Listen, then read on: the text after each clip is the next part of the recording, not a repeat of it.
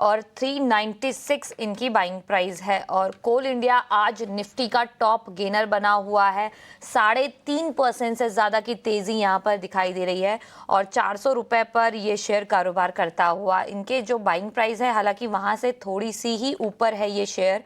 कोल India आज का Nifty का टॉप गेनर है और अगर 5 दिनों की बात की जाए तो 4.5% की तेज़ी यहाँ पर देखने को मिल रही है। हालांकि काफ़ी वॉलेटाइलिटी यहाँ पर 6 महीने में हमें देखने को मिल रही है।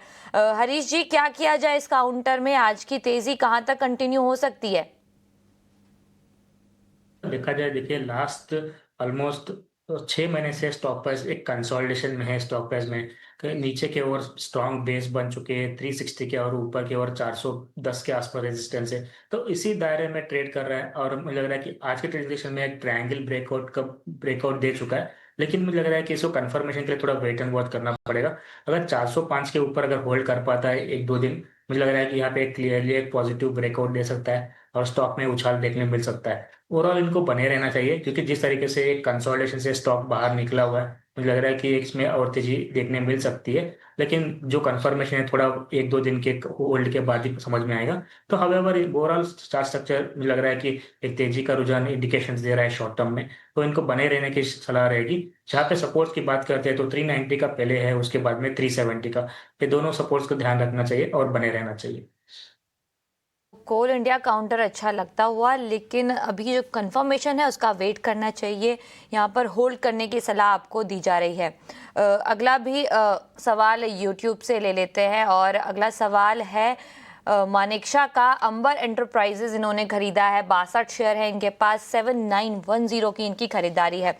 इसके अलावा केन्स टेक भी इनकी एक बाइंग है और उस पर 105 शेयर खरीदे हैं, 5065 के लेवल पर इन्होंने ये शेयर खरीदे हैं। हालांकि दोनों ही स्टॉक इनकी बाइंग प्राइस से काफ़ी ज़्यादा नीचे हैं और नुकसान का दायरा जो है वो बड़ा होता हुआ, क्योंकि जो स्टॉक प्राइस है वो ज़्यादा है। केन्सटेक अगर 1 महीने के चार्ट को मैं देखूं तो यहाँ पर 28% से ज़्यादा का डाउन साइड देखने को मिल रहा है। और अगर बात की जाए अंबर एंटरप्राइजेस की तो यहाँ पर भी गिरावट हावी होती हुई, लेकिन 6 महीने की बात की जाए तो जो 6 महीने पहले इसका स्तर था वहीं पर अभी फिलहाल कारोबार करता हुआ, तो कहीं ना कहीं जो गेन्स इसके थे 8,500 के ऊपर के लेवल्स के, वो इसने गवा दिए हैं। हरीश जी, दोनों ही शेयर इनकी बाइंग प्राइस से नीचे हैं, क्या किया जाए केन्स में और अंबर एंटरप्राइजेज में? पहले तो दोनों एक ईएमएस के स्टॉक से हमने लगातार थोड़ा वोलेटिलिटी देखने मिल रहा था दोनों स्टॉक्स में और पिछले 2 हफ्तों से। तो अगर अंबर की पहले डिस्कस करते थे, देखिए एक अच्छा रैली के बाद स्टॉक प्राइस जो है एक स्ट्रक्चरल रिवर्सल होते हुए नजर आ रहा है। एक डबल टॉप बनाया है 8200 के पास, वहां से लगातार एक डाउन ट्रेंड में है।